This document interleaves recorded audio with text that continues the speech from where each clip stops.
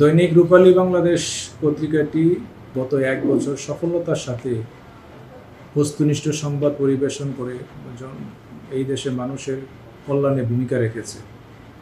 আমি আরও আশা করি তারা গত 1 বছর যাবৎ যেভাবে জনগণের আস্থা কুড়িয়েছে, আগামীতেও তারা বস্তুনিষ্ঠ ন্যায়ভিত্তিক সংবাদ পরিবেশন করে এই দেশের মানুষের কাছে সংবাদ পৌঁছাবে এবং বাংলাদেশের উন্নয়নে এই দৈনিক রূপালী বাংলাদেশ গুরুত্বপূর্ণ ভূমিকা রাখবে।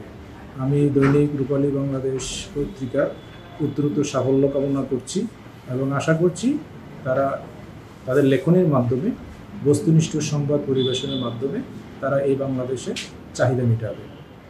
দৈনিক রূপালী বাংলাদেশ, মুক্ত চিন্তার দুরন্ত প্রকাশ।